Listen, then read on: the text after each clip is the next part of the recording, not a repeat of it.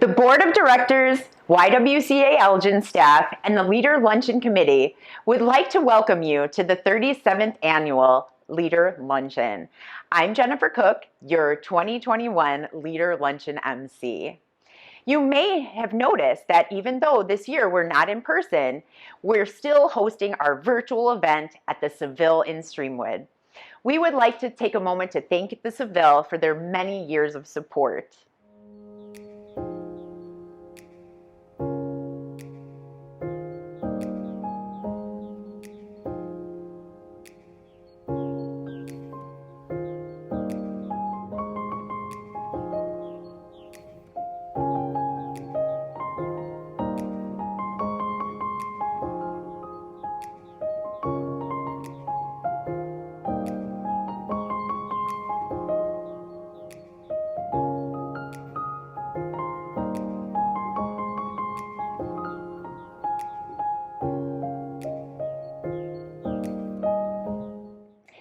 We would also like to thank you for joining us today to honor the 2021 Leader Luncheon nominees and raise funds for the YWCA Elgin.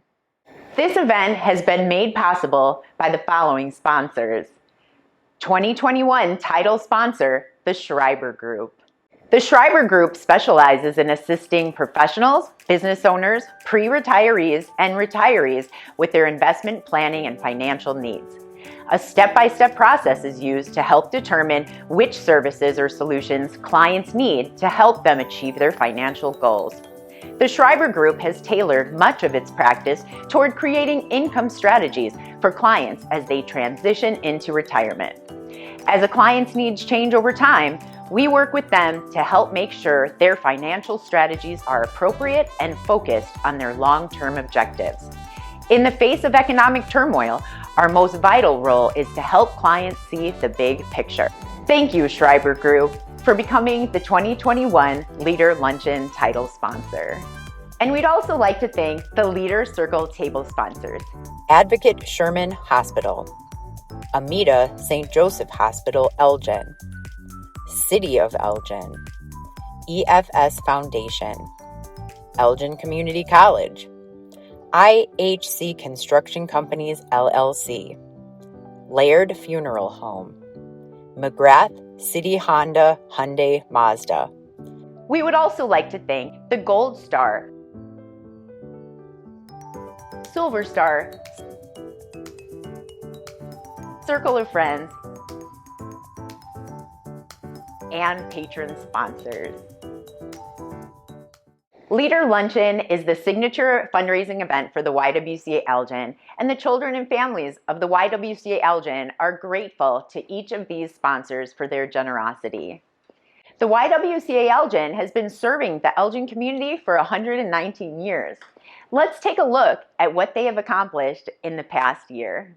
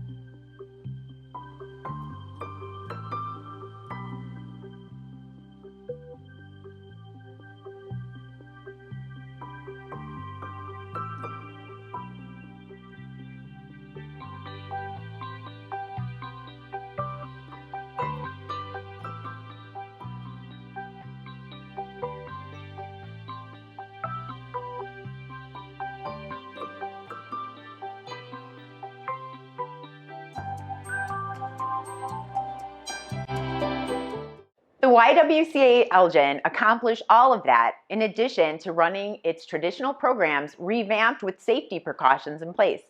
We look forward to sharing more information about these programs throughout tonight's event. It's almost time to present our 2021 Leader Luncheon nominees. But first, let's talk a little bit about the process in which the award recipients are chosen. Every year, the Leader Luncheon Committee select 15 judges comprised of past award winners, nominees, and other community leaders to select our recipients. These judges are responsible for reviewing and scoring the nominations. Their scores are based off the criteria that is listed on the nomination forms. Some examples of the criteria are the abilities to demonstrate leadership and the achievements which have inspired others. This is an incredibly tough job because all of the nominees are so deserving of these awards. At this time, we would like to thank the judges of this year's Leader Luncheon.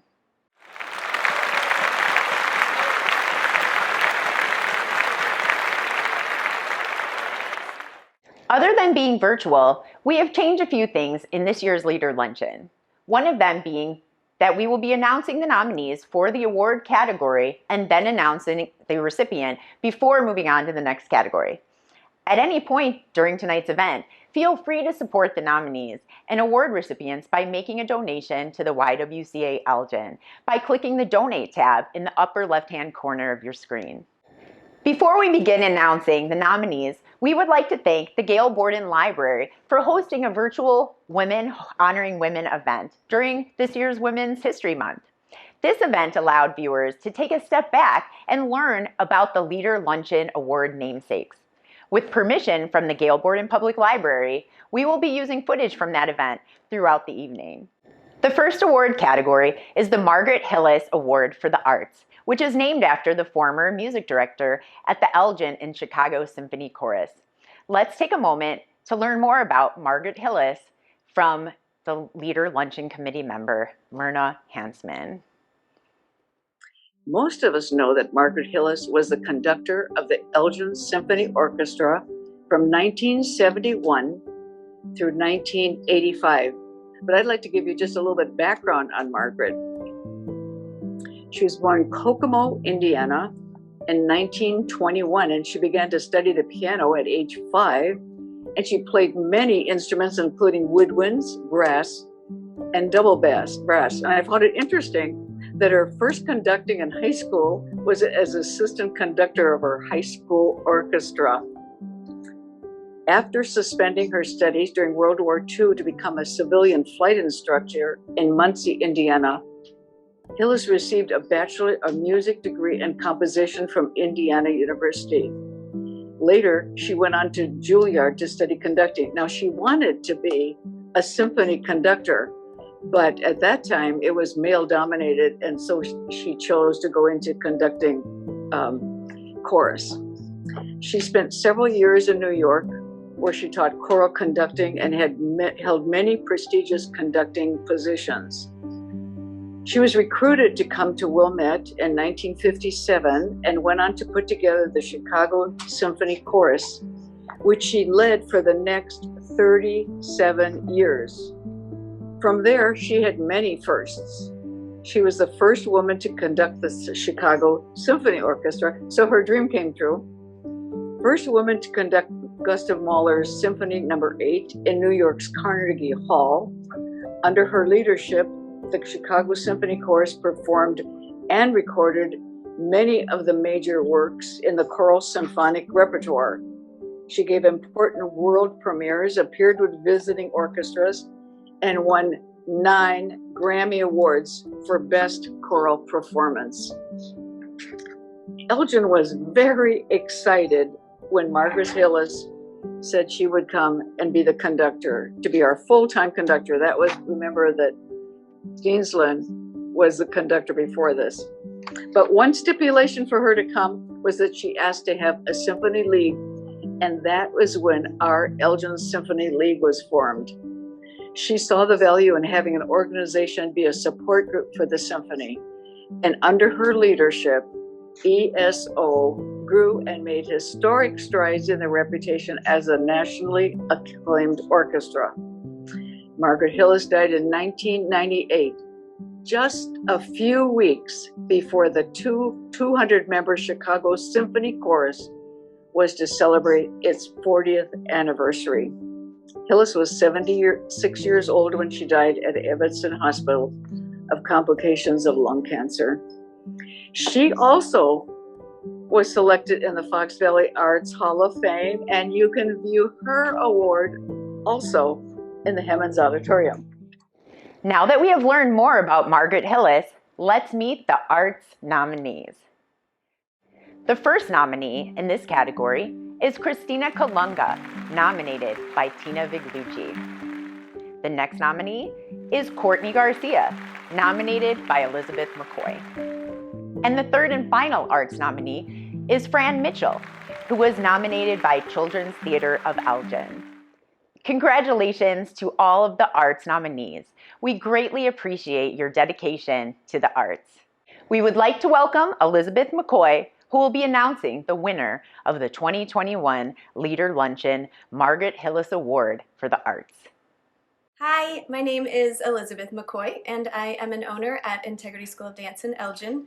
First of all, thank you so much, YWCA and Elena, for bringing this presentation to us so we can honor these incredible women. I would like to tell you about my friend, Miss Courtney. Miss Courtney thrives to bring joy to each and every dancer at our studio. She is creating a flame one spark at a time.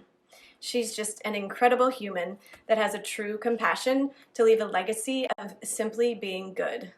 I mean, amazingly good. It's for this reason that I nominated Courtney Garcia, and she is also the recipient of this year's 2021 Margaret Hillis Award. Congratulations, girl. I can't wait to see you. Love you. Congratulations to Courtney Garcia for being awarded the Leader Luncheon Award for the Arts. What an honor it has been to be nominated for the Margaret Hillis Award for the Arts. Thank you to the YWCA Elgin for hosting this event, and thank you to Elizabeth Mccoy for nominating and always inspiring me. I'd also like to thank my family and friends for supporting and encouraging me through all of my ideas and ventures. Sheryl Sandberg said, "Leadership is about making others better as a result of your presence and making sure that impact lasts in your absence. I promise to continue striving to do just that." Congratulations to my fellow nominees and Leader Luncheon winners. Show your support for Courtney by making a donation to the YWCA Elgin or by participating in our Leader Luncheon Share the Light raffle. During this event, we will have a silent auction item, a 50-50 raffle, and a literacy-themed raffle baskets up for grabs. Here's what you can win. The Best Dog Ever raffle basket includes all the items you will need to give your pup a spa day. This basket includes an oatmeal shampoo, a drying towel, leash, toys, treats, Terrapasu coffee while you sip, a special dog mug, and a $20 gift card is included to reward yourselves with an outdoor lunch at your choice of 3 restaurants. Keeping with the literacy theme, this basket includes the book A Dog's Purpose by W. Bryce Cameron. The Extra Handy Gadgets raffle basket will allow you to cook your eggs perfectly in a Dash Rapid Egg Cooker, or make them on the griddle using the professional egg ring set and timer. After your eggs are ready, display your exciting creations on the ceramic serving tray included with this item. This basket includes also the book Modern Comfort Food by Ina Garten. The Slice, Dice, and Dip. Put this Black & Decker multi-prep slice and dicer to work by preparing vegetables to serve in a Pampered Chef chip and dip. This item has everything you need to make a healthy summer snack, including the Complete America's Test Kitchen TV show cookbook. The Lost Art of Letter Writing is overflowing with calligraphy tools including artistic pens, markers, practice notebooks, journals, cards, and includes the book Eleanor by David Michaelis. Are you ready for a game of baseball, basketball, golf, or a 5K run? Or is sitting on the couch watching sports more your style? Our Chicago area athlete raffle basket has everything you need, including, but not limited to, a Chicago Cubs hat, a big snack bowl, popcorn, the book Chicago by Day and Night by Paul DeRica and Bill Savage, a Chicago Bulls lunchbox, and Chicago Cubs lights for your patio. The Heart of the Home raffle basket has all the items you'll need to bake in style, including an extra large 15 by 21 inch cookie sheet, bread pans, Pampered Chef mixing bowls, mixes, and the America's Test Kitchen 20th Anniversary TV show cookbook, and more. What could be more relaxing than using watercolor pencils and chalk pastels to create something beautiful on art paper or in adult coloring books? How about reading The Chalk Artist by Allegra Goodman while soaking in a hot bath and pampering yourselves with loofahs, bath salts, soaps, and scented froth bombs? The perfect stress reliever raffle basket includes all of the items you need to achieve both of these relaxing scenarios and more. Our adorable Secret Life of Bees raffle basket includes The Secret Life of Bees by Sue Monk Kit, bee-themed mugs, honey, and a bee-themed candle and more. Nothing is more enjoyable than relaxing with a glass of wine on a warm spring day and enjoying a good book. Our The Woman in the Window raffle basket includes the book The Woman in the Window by A.J. Finn, a bottle of Firefly Merlot 2017, wine glasses, and snacks. The Shimmer and Shine raffle basket has everything you need to look your best while soaking in the summer sun with its collection of hers and his beauty and groom products. And why not enjoy a good book while you do so? This basket includes the book Past Perfect by Susan Isaacs. Ida baked a cake. Okay, well, maybe if you knew you were coming and had won this raffle basket, I'd have baked you a cake. This raffle basket includes the book Creating Celebration Cakes and Sugar Flowers, a cookie sheet, a cupcake pan, decorating tools, and caddy, assorted cutters, rolling pin, and impression mats, and everything you need to create a beautifully decorated cake. Well, that's it for the raffle baskets, but don't forget that we have a 50-50 raffle and a silent auction item.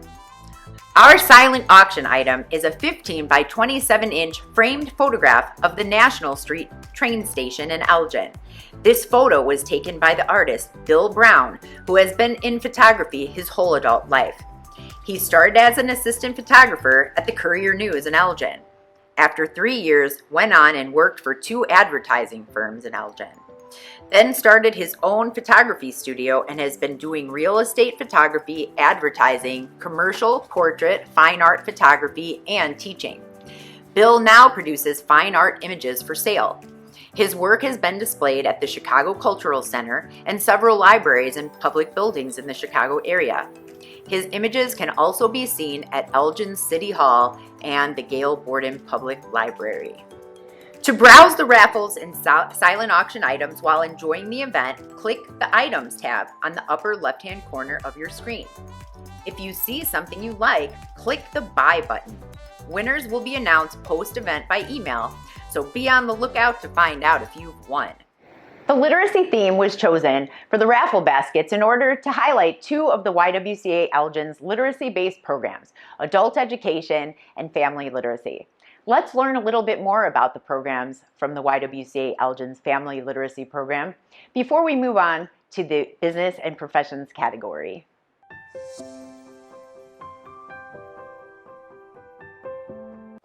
Hi, I'm Chris Young. I'm the Family Literacy Director at the YWCA Elgin, and I work in the English as a Second Language Family Literacy Program. The Family Literacy Program at the YWCA Elgin is a 5-component program. Parents come to learn English, and while they are in their English classes, the children are in their child education classes. We have children from 0 to 5 years getting prepared for kindergarten and to enter the school district. We also have a parenting component that all parents attend. We have a parent and child together component where they do literacy activities together at the Y and at home. And then we have a library component, teaching families about using the library. Our goal at Family Literacy is to provide parents with tools and knowledge so that they can be their child's best teacher. We want them to be able to support their kids getting prepared for kindergarten and all the way through school. Many of the parents who come here have goals for themselves also with education, and they're great role models. We really want to enable them to see what great teachers they can be for their children. And it also provides a great support system with our families, with each other, and with our teachers. During this pandemic time, we've had some challenges that have faced our program and our family. So we have adapted, and we've had to become very flexible because parents are facing a lot of challenges with work and with their kids, their older children online for school, and with safety. So what we have done is gone to a program of having online classes for parents, and they can learn English online on Zoom classes and through paper pickups. And at the same time, they pick up backpacks that are literacy backpacks for their children with activities. We also have a team of teacher assistants who are bilingual that work in our classrooms, and they support the families with these activities by doing twice a week calling and having online class.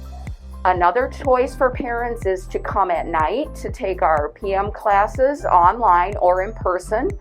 And then we also provide the literacy activities for their kids to take home for those classes. We have an in-person program going also. It's been reduced in size, and we're following all the safety procedures, where the kids and parents come and take class in person with their masks and social distancing and our thorough cleaning processes. They also take a backpack home on the weekend with some literacy activities to do, so that we incorporate our library component and our child and parent together component as well. We've used a lot of the tools from the library with their online services and story times, and have really adapted as other services in Elgin adapt. We've added support for families who need extra support during this COVID times with information or with services, COVID funding, etc. So during this tough time, we found many ways that we can still continue having parents learn and share with their kids, and we continue our work, and we continue to have very dedicated parents and staff that we're very thankful for.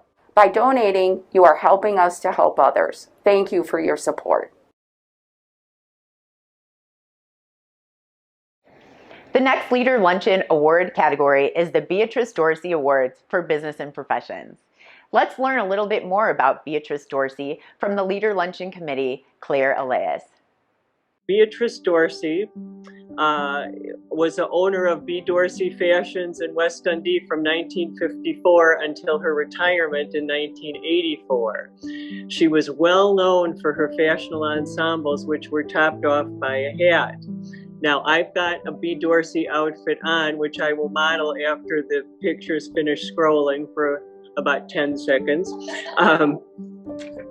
As part of the bio that I'm reading, I do want to acknowledge it's from an article of Paula Lauer from the Chicago Tribune shortly after Beatrice Dorsey's death. She died at age 88 in 1992. But from the time period of the late 50s until her retirement in 1984, if you were going anywhere and you wanted to be beautifully dressed, you went to B. Dorsey for that dress, whether it was a wedding, whether it was the Fidelitors charity ball, whether it was one of the hospital events or a big organizational event, Mother of the Bride, you went to B. Dorsey's. And B was known not only for dressing people fashionably, she was so very fashionable and wore a hat. In fact, her daughter said if she was going to Jewel, she wore a hat. She loved hats. She didn't think an outfit was complete without a hat, not even a bathing suit. To pay tribute to Dorsey, who during her career hosted over 180 fashion shows to benefit local not-for-profit organizations, the Dundee Historical Society put together a display titled A Tribute to Beatrice Dorsey.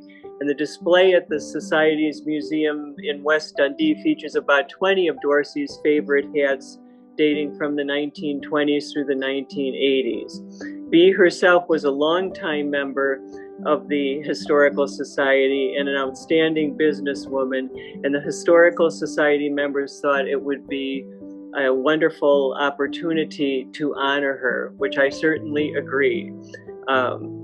That's Beatrice Dorsey, and I'll show you in just a moment her outfit that my mom wore to the 1961 Elgin Country Club dance. It's in the style of a Jackie O. Kennedy Nassus sheath dress with a jacket. So, 60 years old and going strong. Now that we have learned a little bit more about Beatrice Dorsey, let's meet the Business and Professions nominees. The first nominee in this category is Polly Davenport, nominated by Sean O'Connor of Amita St. Joseph's Hospital in Elgin. The second nominee is Olitha Johnson, nominated by Greater Elgin Family Care Center. The next nominee in this category is Elizabeth S. McCoy, nominated by Debbie Herschel Bowden. The fourth nominee is Linda Cietti, nominated by Elgin Area Chamber. The fifth and final Business and Professions nominee is Joy Simmons, who was nominated separately by WIM Fox Valley and Kyla Britton. Congratulations to all of the Business and Professions nominees. We greatly appreciate your dedication. We would like to welcome Bob Tanner of Greater Elgin Family Care Center, who will be announcing the winner of the 2021 Leader Luncheon Beatrice Dorsey Award for Business and Professions. Hello, I'm Bob Tanner, President and Chief Executive Officer of Greater Elgin Family Care Center. Olitha Johnson, Women's Health Nurse Practitioner and leader of our obstetrics and gynecological services for over 18 years, has changed the face of women's health care in the Greater Elgin area. Over the years, Olitha has created and leads a department which includes 16 practitioners, multiple care managers, and a host of nurses and medical assistants who collectively deliver about 900 babies at 5 area hospitals every year and address thousands of gynecological issues annually. A service-oriented leader known in circles that focus on women's health, Olitha also believes in designing and implementing systems that diminish risk and lead to a joyful patient experience. For these reasons and so many more, Olitha Johnson has been chosen for the 2021 Beatrice Dorsey Award for Business and Professions. Congratulations, Olitha Johnson, for being awarded the Leader Luncheon Award for Business and Professions. Hi, my name is Olitha Johnson, and I'm a women's health nurse practitioner.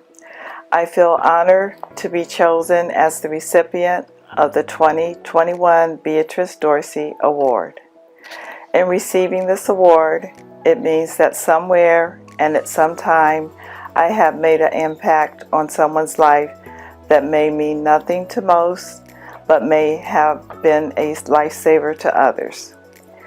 It has been such a good experience meeting professionals, patients, members of the community, and gaining new relationships, and also working on projects to support the needs of this community. Elgin has been a great place to share my passion of nursing. I moved here almost 22 years ago, not knowing anyone. This is a community melting pot of so many nationalities, life experiences, and abilities. It is a pleasure to work here and to work with so many community members that pull together to make sure all residents are doing well. I work in an area that the reality of life and death occurs daily, and being part of a happy ending with a healthy baby is one of the most rewarding parts of my job in the community. I have not considered any other career except nursing since I was a small child, and I thank the Elgin community for helping me realize my dream in this season of my life.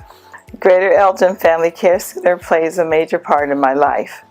I have grown in so many ways that I didn't know were possible, with experiences that have shaped me into the clinician, manager that I want to be. More than that, the employees that I work with are my extended family that I will cherish always. Thank you, Elgin YWCA, for your support in the awarding of this honor.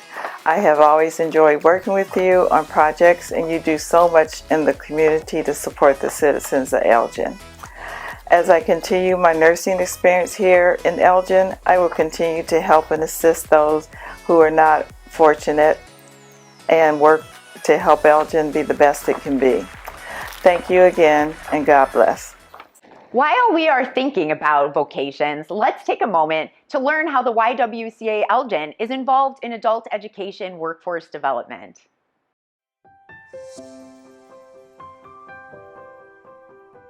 Hi, I'm Rose Diaz. I'm the Director of Workforce Development here at the YWCA in Elgin. ESL is English Second Language. It's our adult ed program where we teach English as a second language and also help them increase literacy, as well as give them components for civic education and understanding our culture. Our workforce program helps adult ed students transition into either post-secondary education or the workforce.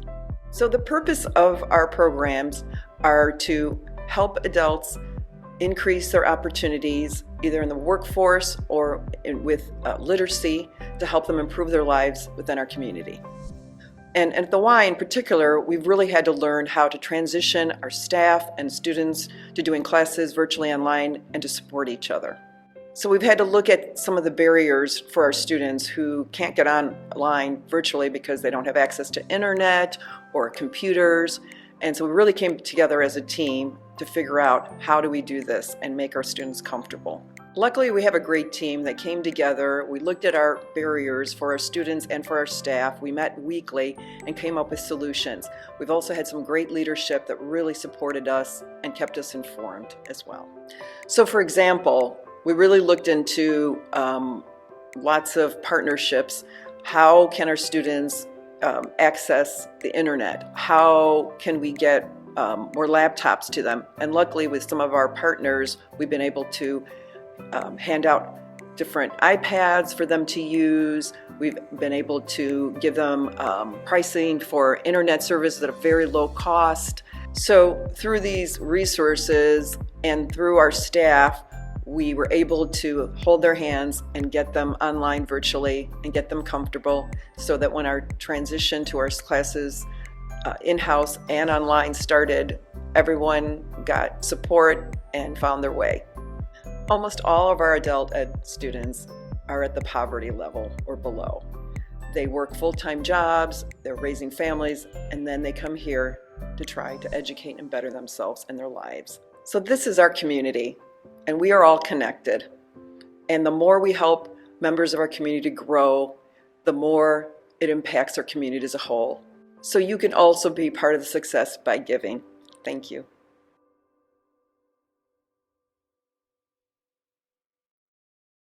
Our next award category is for the Marguerite Henry Awards for Communication and Technology. Let's learn a little bit more about Marguerite Henry from the Leader Luncheon Committee member, Myrna Hansman. I'm going to talk about the Marguerite Henry Award for Communications and Technology. Now, all of the stories are very interesting, but I found this one extremely interesting. As Marguerite was born in Milwaukee, Wisconsin in 1902, and that she was the youngest of 5 children. At 6 years old, she was stricken with rheumatic fever, which kept her bedridden until the age of 12. And while confined indoors, she discovered the joy of reading, and her love of animals started during her childhood. Soon afterwards, she was discovered a love of writing when her parents presented her with a writing desk for Christmas. She later said, "At last, I have a world of my very own, a writing world, and soon it would be populated by all the creatures of my imagination." At 11 years old, she was paid $12, which would be $250 today, for her first novel, Hide and Seek and Autumn Leaves. She often wrote about animals such as dogs, cats, birds, foxes, and mules, but chiefly she focused on horses. After studying at Milwaukee State Teachers College, she married Sidney Crocker Henry. During their 64 years of marriage, and they didn't have any children, but instead had numerous pets that served as an inspiration for some of Marguerite's stories. It's no wonder that they chose Wayne, Illinois for their home. She went on to work with the illustrator Wesley Dennis, and together they collaborated on 20 books. In her lifetime, she published 60 books.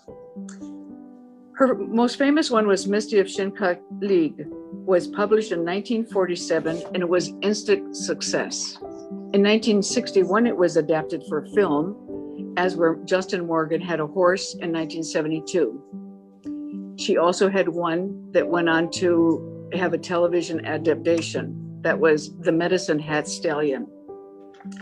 This was interesting. Henry's last book was Brown Sunshine of Sawdust Valley. It was a 93-page novel published in 1996 when she was 94 years old. Kirkus Reviews called it Vintage Henry, a lighthearted version of the old girl meets horse story. Only this time, the horse was a mule. She died in November 26, 1997 after multiple strokes. And I might add, she was inducted into the Fox Valley Arts Hall of Fame. And if you want to see her plaque, it's hanging in Hemmons Auditorium. Now that we have learned more about Marguerite Henry, let's meet the Communication and Technology nominees. The first and final Communications and Technology nominee is Susan Anderson Cleef, nominated by Chapter GD of PEO International. We would like to welcome Donna Bach of Chapter GD of PEO International, who will be announcing the winner of the 2021 Leader Luncheon Marguerite Henry Award for Communications and Technology. My name is Donna Bach. I am a friend of Susan Anderson Cleef.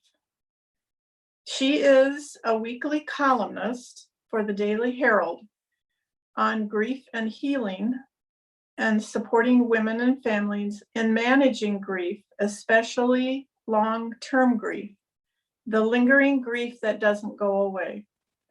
The column focuses on positive ways to cope with the death of a loved one.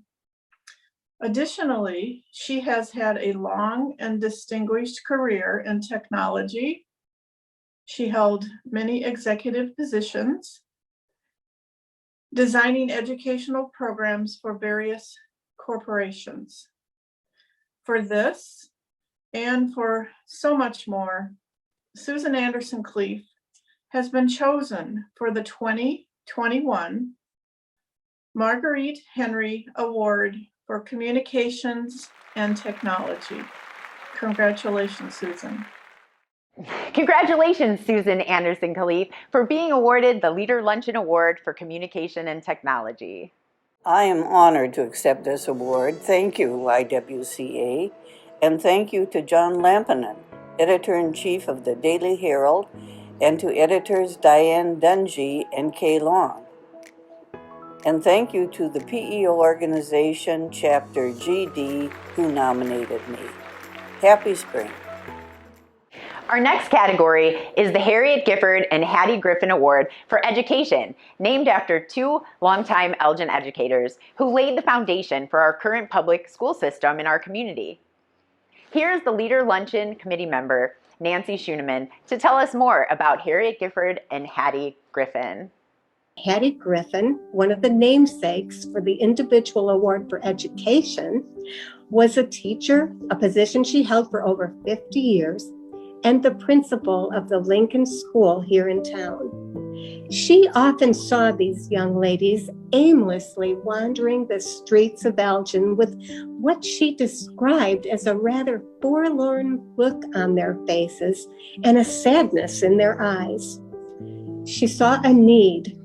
She knew that it was important for them to have a safe place to gather socially, and she took the lead in organizing a Young Women's Christian Association in 1901. Harriet Gifford joins Hattie Griffin as the second namesake of the YWCA's Individual Award for Education. In the mid-1880s, James Gifford brought his wife, 5 children, and 2 spinster sisters, Harriet and Experience, from New York to Elgin. On their first Sunday in Elgin, a very determined Harriet insisted on holding a church service in one of the family cabins located on Prairie Street. She took charge of giving the sermon while her uncle, Hezekiah, led the singing. With that same determination, Harriet Gifford began the first school in Elgin in 1838, gathering children in her brother James' cabin for instruction. In 1840, she began what was known as a subscription school in the Union Chapel, charging children 5 cents a day for classes. It's no wonder that Harriet would be chosen along with Hattie Griffin as the namesake for that YWCA Individual Award for Education. Harriet and her family held strong anti-slavery views, and we suspect that she bravely shared these in her classroom. Although she spoke in favor of the Underground Railroad between Elgin and Canada, there are no written accounts of her participation. This is probably because those who harbored slaves were subject to severe criminal penalties. With Elgin's post-World War II population growing and the development of Sunset Park on Elgin's west side becoming the home to families with multiple children, it was decided that a new elementary school would need to be constructed. That school, located on Clifton Avenue, opened in 1949 and bears the name Harriet Gifford. Now that we have learned a little more about Harriet Gifford and Hattie Griffin, let's welcome the education nominees. The first nominee in this category is Elizabeth Brown Marston, nominated by Alice Mooring. The second nominee is Yvonne Irving, nominated by Linda Cietti, Reflejos Publications, LLC.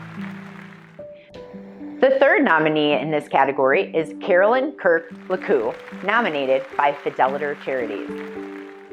The fourth nominee is Claudia Martinez Carter, nominated by Jamie Croson, former Larkin High School principal. The next nominee is Dr. Esther Mongan, nominated by Dr. Todd Stern, Superintendent of Central District 301. The sixth and final education nominee is Susan A. Tim, ED, nominated by Elgin Community College.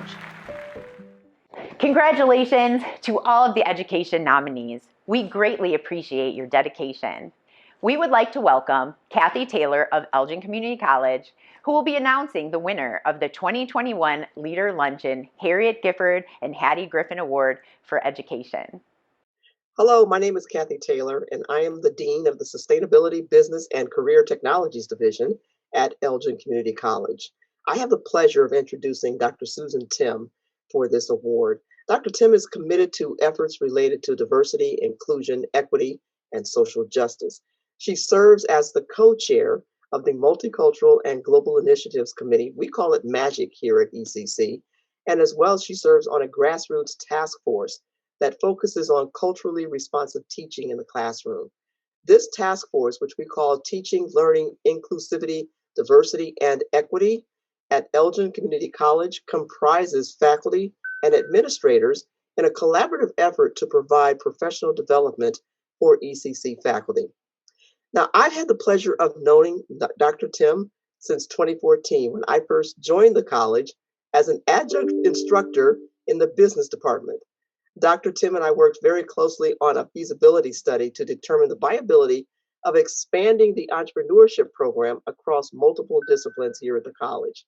So I've since come to know Dr. Tim as a hard worker, one who is, as I said earlier, very much dedicated and committed to the cause of diversity, equity, inclusivity, and social justice. So for this and so much more, Susan A. Tim has been chosen for the 2021 Harriet Gifford and Hattie Griffin Award for Education. Congratulations, Susan Tim, for being awarded the Leader Luncheon Award for Education. To my teammates, friends, and family too, this award is yours as well. Just being nominated is an honor, as 3 of my passions are reflected in this award: advancing education, creating a just, caring community, and following the precepts of faith. Thank you for this recognition. I will continue to work hard to help make Elgin Community College and all communities models of the equitable world we seek. With the end of the school year approaching, the YWCA Elgin is preparing to welcome students with educational enrichment opportunities like Take Two Creative Camp.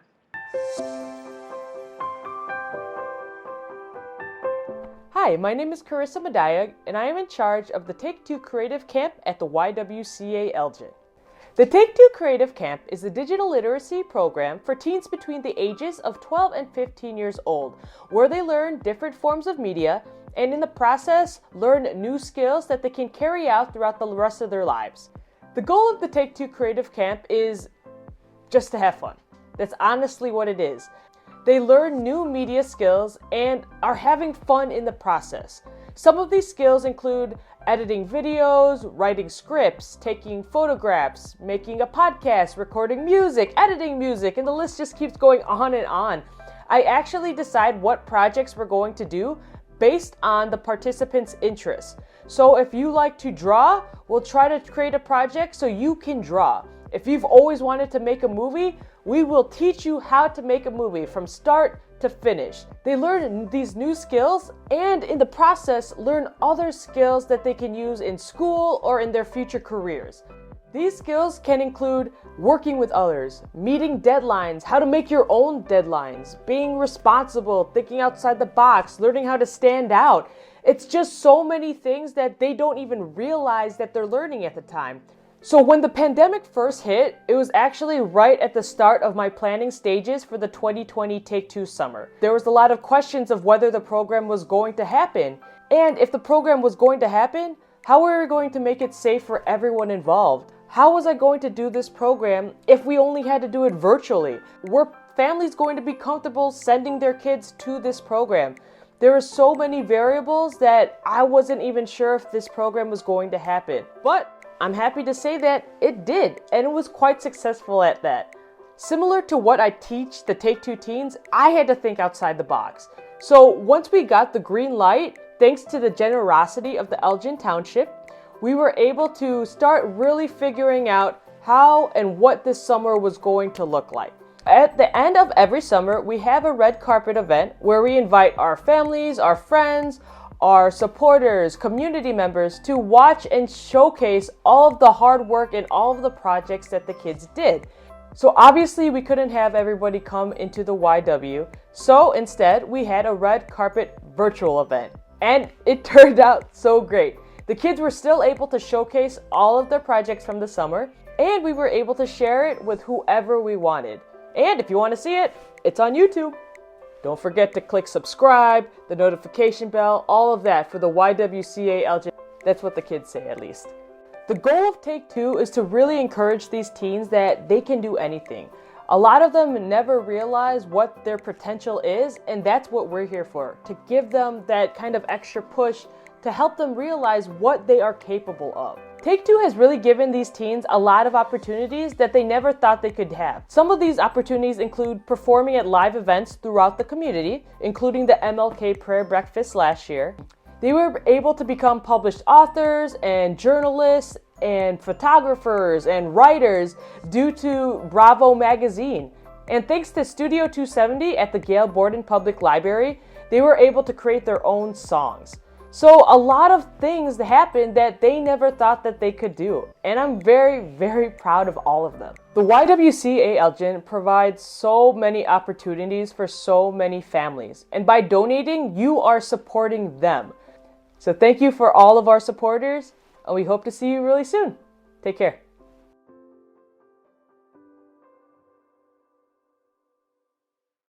If you know someone that would like to join the Take Two Creative Camp this summer, please have them visit ywcaelgin.org to download the application. Applications are due May 28th.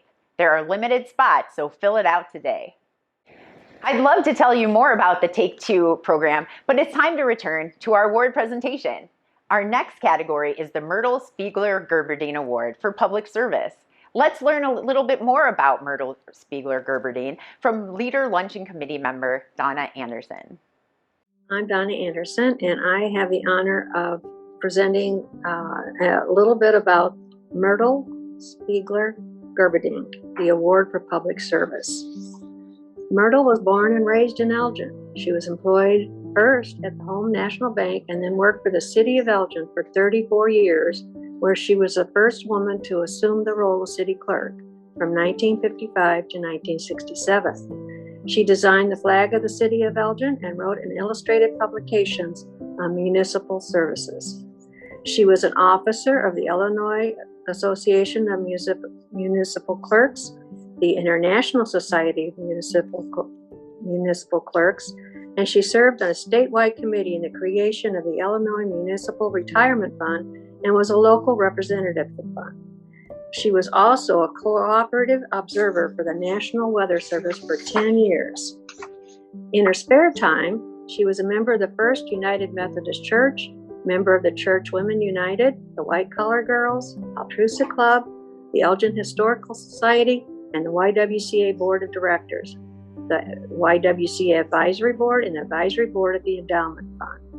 In 1969, she was named Woman of the Year by the Altrusa Club. She was also a flutist and played with several local orchestras. Myrtle passed away at the age of 100 in December of 2009. Now that we have learned a little bit more about Myrtle Spiegler Gerberding, let's meet the public service nominees. The first nominee in this category is Elizabeth Flood, nominated by Renee Cruz.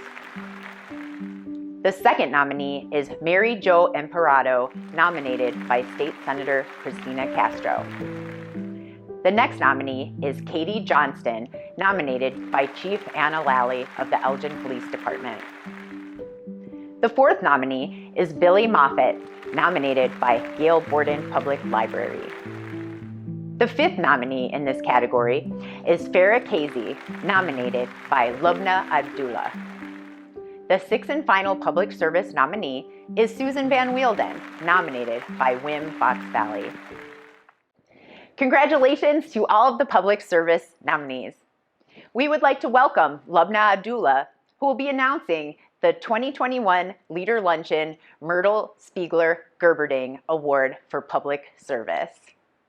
Hi, I'm Dr. Lubna Abdullah, and I'm so honored to be able to present this award to Farah Kazi, a lawyer who has spent her entire career helping women and refugee families, among others.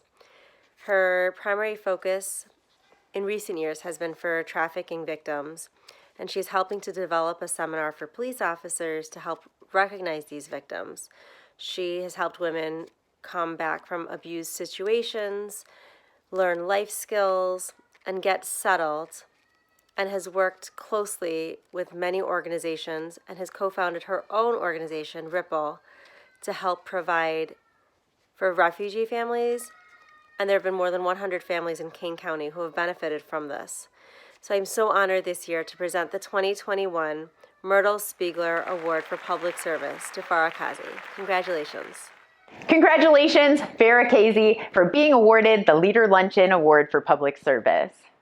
Thank you so much for honoring me with such a prestigious award. I firmly believe that every small action that we do has the potential to make ripple effects that can galvanize an entire global community.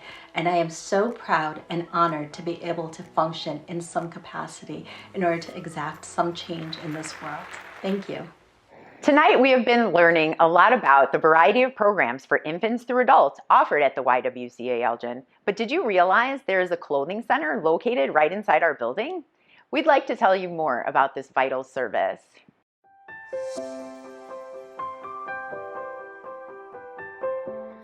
Hi, my name is Sherry Kinzer, and I am the coordinator for the Clothing Center and the Thrift Shop at the YWCA in downtown Elgin. The Clothing Center is located in the basement of the YWCA.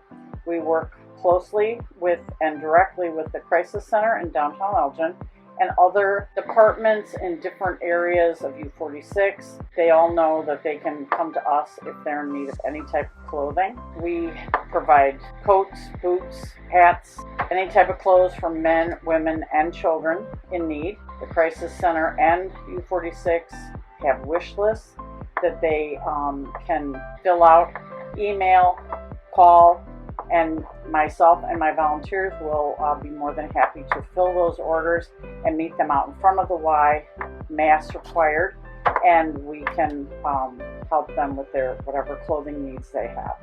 Our goal at the Clothing Center is to make sure that people in need have what they need. Even there are times where today I actually was donated baby food and baby cereal and some baby clothes, so that all the departments here are aware of what we have, and feel free to come in even when I'm not here and take care of the people that they need to take care of. The challenges that we have faced during the pandemic is we were closed for at least 3 months. We were not able to take in donations. However, it did give us a chance to go through what we do have and still be able to fill orders, as our clients are not allowed to come into the building as of yet due to our restrictions with the COVID. I do receive many emails and I respond to every one of them. And again, we can fill orders. I've come in even on non-Wednesdays to fill an order for a family in need. People just need to let us know, get in contact with me, and I will make sure that they get whatever we have that they can use, and we don't think anybody should go without a coat or warm clothing during this time. We've been asked many times by people that donate, why are we different than, say, Goodwill or Salvation Army? Whatever we get donated, we actually give back to the community. We are truly a non-for-profit.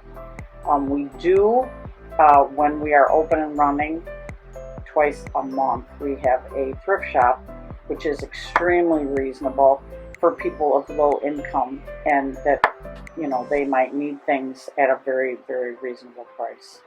I guess our long-term goal would be to be open more, to serve more people in our community, as I think the pandemic is going to warrant that. Even out of our scope of Elgin, if someone calls from another area, we would always be here to help. I just dealt with a woman that has a foster child that came into her home with just the clothes on her back. She's calling me today. I will put together a bag so that this child has clothes to go to school, go out and play, whatever they need. That's what we're here for. I would also like to thank everyone in advance for all the incredible donations and kindness that people have shown during the pandemic. Hopefully continue to do, because we very much appreciate it. Our next award is the Betty Brown Award for Racial Justice. Let's hear from Betty Brown herself about this award. I'm Betty Brown, and I'm privileged and honored to be here this evening. If many of you may know that the Racial Justice Award was awarded to me, which is a great honor. And I take that honor to every place I go, because I am a dedicated woman of the YWCA, starting from my teens. I took tap dancing lessons there, music lessons there, and I've always considered the YWCA one of my most prominent places to give my time and money. And as you might know, I'm from Elgin all my life. I came to Elgin when I was 6 years old. My parents were domestic help in Schaumburg. They worked for a very wealthy lawyer, and my father was a chauffeur. And I came to Elgin and went to the Elgin schools, graduated from Elgin High School, and went on to become a nurse, registered nurse. Then I have an aunt that was very involved in fashion, so everyone thinks I just love fashion, and I do. And I was very active in the fashion world also. Dedication to our city has been my most prominent list of things I like to do. From my church, I used to sing. From the cemetery, I would sing. And I sang at many churches here in Elgin. I love my city. I love the YWCA. And I salute all of the women that were part of making this day. Thank you. Now that we have learned more about Betty Brown, let's meet the racial justice nominees. The first nominee in this category is Reina Franco, nominated by Diana Ortega Aerith. The next nominee is Christina Gonzalez, nominated by Joy Simmons. The third and final racial justice nominee is Katie Shaw Thompson, nominated by Amanda Garcia. Congratulations to all of the racial justice nominees. We greatly appreciate your dedication. We would like to welcome Diana Ortega Aerith, who will be announcing the winner of the 2021 Leader Luncheon Betty Brown Award for Racial Justice. Hi, everyone. It's my turn. My name is Diana Ortega Aerith, and I am a community member here in Elgin, and I am a friend of Reina Franco. I nominated her for this award this year. I've met her almost 10 years ago when I was serving as executive director of the Youth Leadership Academy.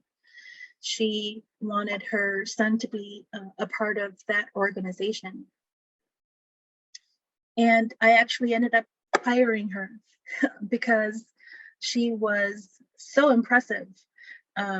She became actually an immense amount of part of the reason for the success of that organization in getting parents involved and increasing student involvement and engagement. Looking back, I can't believe she did what she did. She translated an immense amount of content that was critical information for different audiences every single weekend. It really was like being thrown into the fire, and she actually did a superb job. So she was just an incredible member of the team that I had built there.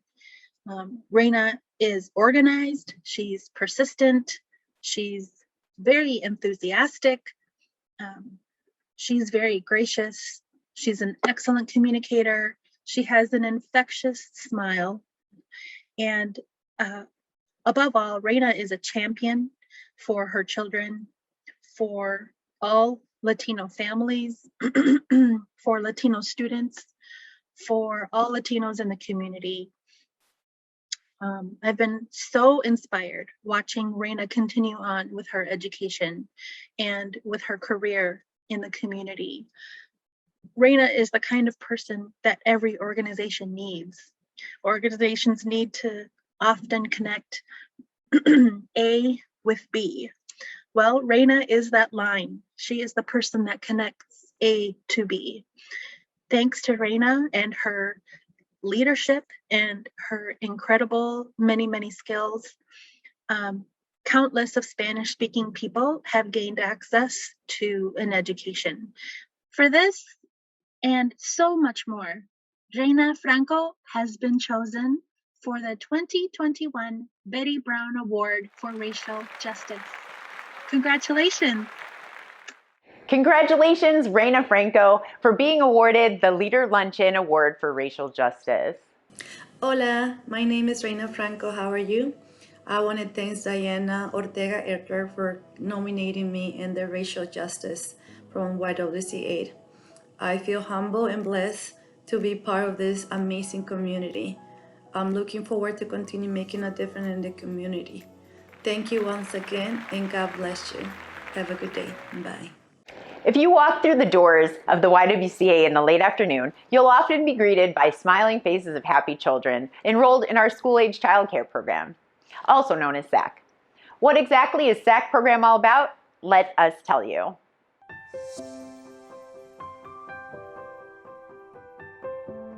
Hi, I am Miss Andrea, also known as Miss AJ, and I am the kindergarten teacher in the school-age childcare program here at the YWCA Elgin.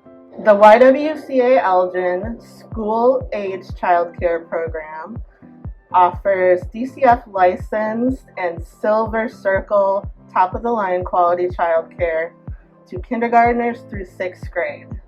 98% of our families receive CCAP, and we also offer a full fee childcare option. We are a CCAP program, and 98% of our families receive subsidy from DHS. In addition to being affordable, we offer a safe space for children to have help with their homework, to engage in activities that influence social emotional learning. In pre-COVID times, we would do lots of gym activities and field trips during the summer, and we're looking forward to getting back to some of those activities as soon as we can.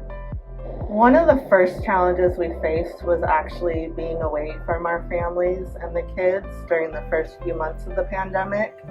And when we were able to resume services, we had to pivot pretty quickly to doing things such as temperature checks upon arrival, switching out our shoes, wearing masks for up to 8 hours a day. So this has had a great impact on our program, but I'm proud of the way that we've been able to pivot. As far as sanitation, we've always been pretty great about cleaning and sanitizing according to DCFS guidelines. Another thing we had to adjust to during the beginning of the pandemic was we had to pivot to smaller classroom size, where we had cohorts of children. We were normally operating at a capacity of about 70 kids per DCFS regulations and CDC guidelines. We had to keep that number much smaller. So it was an adjustment for all of us, including the kids, just get used to being less of us. At the end of the summer, we had to adjust really quickly to schools being closed. Fortunately, we were able to offer e-learning for all of our families, and that meant we had to very quickly check our internet speed, make sure we had electrical outlets that were working, make sure we had extra computers available in case the ones they were given by schools were malfunctioning in any way. So there was a lot of pieces of the puzzle to put together so we could successfully offer this additional, almost like an additional program for our families. As I mentioned earlier, at the end of the summer, we had to quickly pivot to e-learning. And as you can imagine, this had a great effect on the social emotional health of both the kids and the teachers. E-learning is something that is very new to all of us. It was then, it still is now. Let me tell you, if this sounds exhausting as an adult, and it is, imagine the impact it has on kindergarten through 6th graders. We've learned that we have resilience and we can do hard things, and let me tell you, it's all been hard things. Even though it's been a lot of hard things, we are now in the hybrid phase of e-learning, and the adjustment has been actually really, really smooth.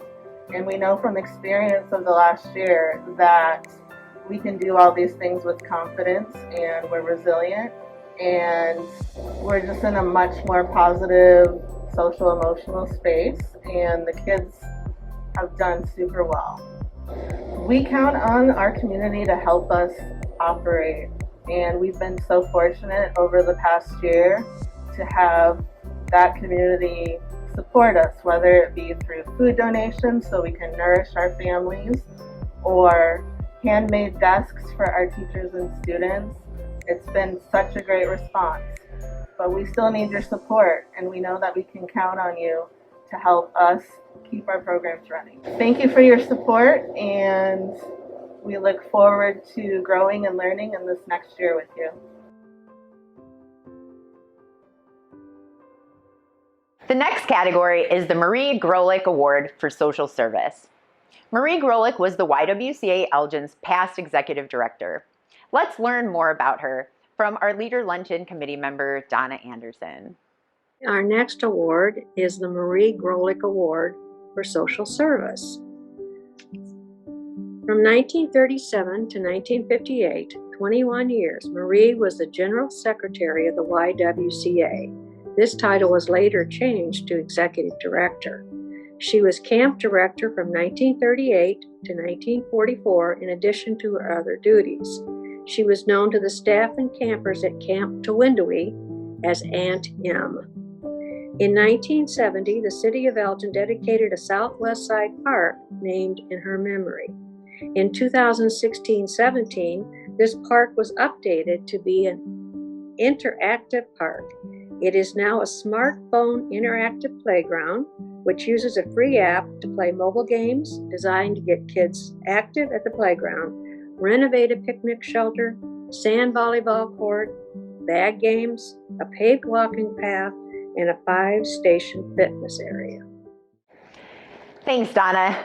Now that we have learned more about Marie Grolick, let's meet the social service nominees. The first nominee in this category is Janet Barbara, nominated by Bernadette May. The second and final social service nominee is Judith Dawson, nominated by Kane County Sheriff's Office. Congratulations to the social service nominees. We would now like to welcome Bernadette May of Family Service Association, who will be announcing the winner of the 2021 Leader Luncheon Marie Grolick Award for Social Service. Hi, I'm Bernie May, and I am the Executive Director for Family Service Association of the Greater Elgin area, and I get the great pleasure of working with Jeanette Barba each and every day. Jeanette Barba is our Clinical Director and a licensed clinical social worker. She serves, she advocates, she leads, and she mentors to transform systems so that people are treated with the dignity and the respect that they deserve. She embraces our social work values like no other. She has led our police co-response efforts in Aurora.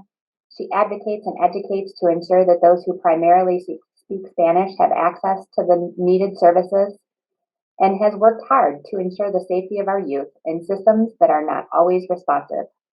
For this, and so much more, Jeanette Barba has been chosen for the 2021 Marie Grolick Award for Social Services. Congratulations, Jeanette. Congratulations to Janet Barba for being awarded the Leader Luncheon Award for Social Service. Thank you. I am so honored to be selected for the YWCA Social Services Award. I want to thank Bernie May for the nomination, and I want to thank my entire team at Family Service Association for the incredible work that they do in the community every day. It just continues to inspire me. It's now time to present the final award of the evening, the Marjorie Leonard Award for Volunteer and Community Service. Let's learn a little bit more about Marjorie Leonard from the Leader Luncheon Committee member, Myrna Hansman. I'm going to talk about Marjorie Leonard for the Volunteer Community Service. Marjorie was born in Lockport, Illinois in 1906. She received a bachelor's degree in English in the 20s from the University of Wisconsin, and there is where she met the man that should become her husband, Arthur Leonard. He was a manager for more than 30 years of the JCPenney department store in Elgin. Mrs. Leonard was president of Elgin YWCA Board of Directors from 1962 to 1965. She was past president of the board of the Larkin Home for Children in Elgin, the PEO organization Sisterhood, Chapter DY, a member of the local chapter of the American Association of University Women, the Upper Kane County Heart Association, and the First United Methodist Church of Elgin, and also their women's group. She was always a member of the board at Sherman Hospital, Elgin, a board member of Elgin Symphony League, and a charter member of the Fox Valley Music Association. Marjorie also played the piano with a 6-piano ensemble, and throughout her life was a featured solo performer and accompanist. She was a 25-year volunteer for the former Elgin Community Chest, now the United Way, and she was a weekly volunteer for 17 years through her church at the Elgin State Hospital. Mrs. Leonard was active in numerous fundraising drives in the community, including those for United Way and Judson College. She received a Woman of the Year award from Altruza, an Elgin women's group, and the Susan B. Anthony Award from the American Association of University Women for her efforts to promote the status of women. Her daughter said, "Mom felt a deep sense of responsibility to the community and to her family." She also stated that she was a very generous person with her time, talent, and finances. And a person from the First United Methodist Church said she was a friend and a fellow member of our church. And she was a beautiful person, a true friend. She was an outstanding person. She loved the church, she loved the Lord, and she did so much for the city of Elgin and the surrounding area. Now that we have learned a little more about Marjorie Leonard, let's meet the volunteer and community service nominees. The first nominee in this category is Angie DeLeon, nominated by Steve Gordon, president of the South Elgin Foundation. The second nominee is Pam K. Egham, nominated by Kathy Hurt and PEO Chapter JG. The third nominee is Chathia Johnson, nominated by Community Crisis Center, Inc. The next nominee is April Nieves, nominated by Pastor Abizel Rasis of New Life Covenant. The fifth nominee is Maggie Torres, also nominated by Pastor Abizel Rasis of New Life Covenant. The sixth and final volunteer and community service nominee is Gabby Vargas, nominated by Paula Velasquez of Advocate Sherman Hospital. Congratulations to all of the volunteer community service nominees. We greatly appreciate your dedication. We would now like to welcome Kathy Hurt of PEO Chapter JG, who will be announcing the winner of the 2021 Leader Luncheon Marjorie Leonard Award for Volunteer and Community Service.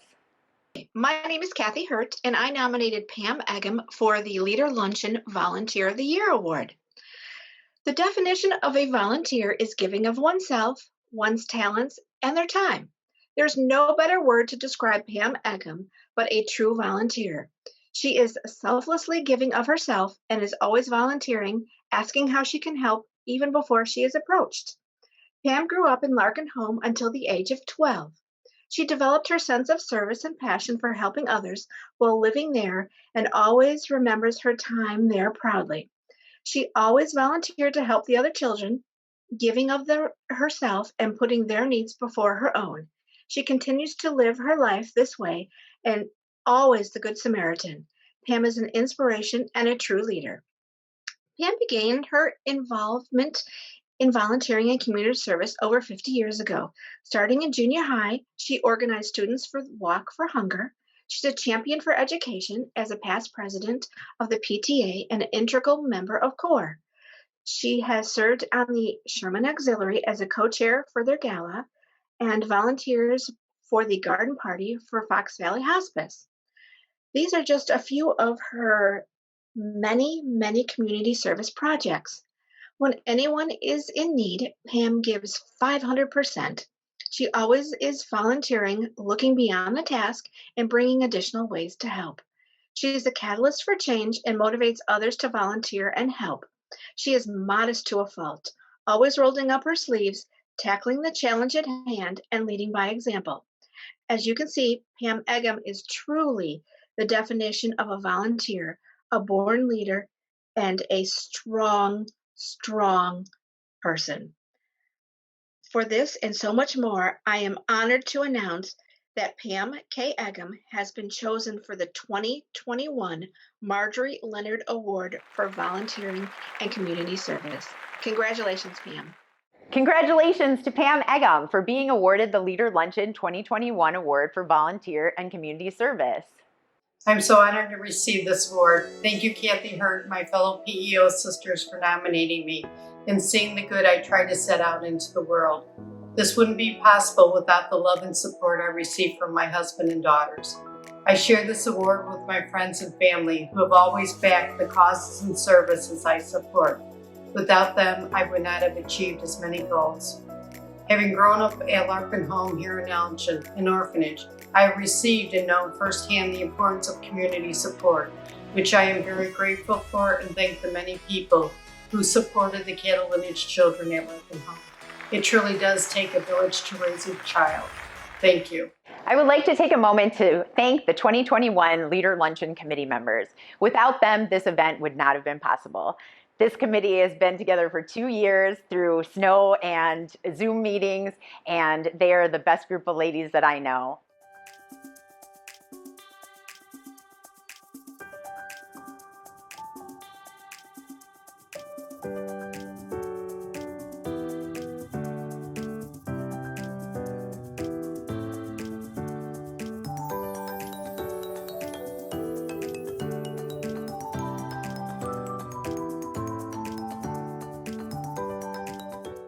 Congratulations to all the 2021 YWCA Elgin Leader Luncheon Award recipients. If you would like to make a donation in honor of any of these award recipients, please do so now by clicking the Donate tab in the upper left-hand corner of your screen. The YWCA Elgin provides many valuable services, and we depend on the generosity of people like you to keep our mission alive. Thank you to everyone who attended tonight's 2021 Leader Luncheon celebration, and a big thank you to all of our sponsors. Before you leave, remember to browse the Share the Light raffle baskets and enter our 50/50 raffle. The raffles will close a half hour after the end of this program, and the winners will be notified via email. We would like to take a moment to thank everyone that donated items to the raffle and the silent auction. The proceeds from the raffles and silent auction will go to the YWCA Elgin and their continued effort to follow their mission of empowering women and eliminating racism. We want to congratulate, once again, all of our award recipients, as well as all the nominees. Your service and dedication to the Elgin community are greatly appreciated, and we look forward to seeing what work you do in the future. Thank you again for attending the 2021 Leader Luncheon, and we hope you have a great night.